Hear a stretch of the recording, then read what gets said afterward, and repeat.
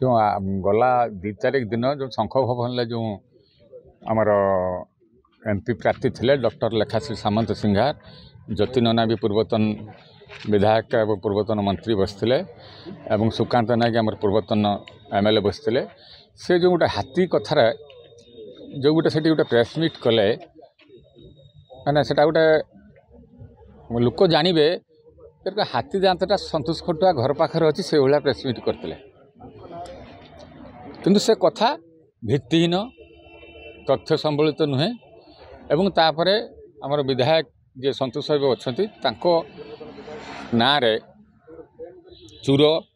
Cycle चूर जमी चूर इस्पात चूर एमती विभिन्न रकम आशालीन मंतव्य देले जो ताकू नीलगिरी जनसाधारण तांकर फॉलोअर्स से कहीं सह्य करें ना से आम नीलगिरी गोटे सांबादिक सम्मेलन डाकिलु तापर आज ना एफआईआर नीलगिरी थाना दिखाई एसपी एपिसोड देला लेखाश्री सामंत संघार ना एवं तापर आपण से तथ्य भी एत पर्यंत आप सांबादिक बंधु मैंने सब जानी ना जदि कहले भी मुझे भिडियो देमी से आसामी गोटे ऑडियो भाइराल है जो ऑडियो रे सुकांत नायक माने फोन कर फॉरेस्ट अफसर आसामी को दौरान जेटा कि टोटाल इलीगल से जो देले से जनाला गोटे प्रायोजित कार्यक्रम से गोटे मन को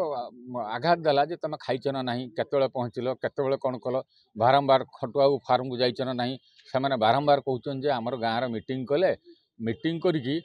आमे आमको सरेंडर करने कहले किंतु आमर सरोज बोली जड़े किए एवं गाँव मीटिंग करके बीजेडी वार्ड मेंबर एमाने समस्ते मिसिकी कहले तुम संतोष बाबू फार्म को जाओ किंतु आमे जाई नथिले एवं जो धरा पड़ ताले संतोष बाबू ना कहले तुम बाहरिया सुजोग माने बाट सृष्टि हम ये भाया नीच मानसिकता एभलिया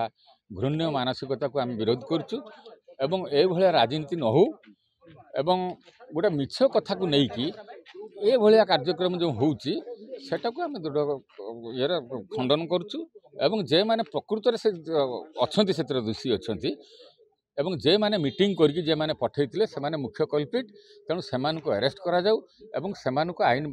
ये को प्रावधान करा जाऊ।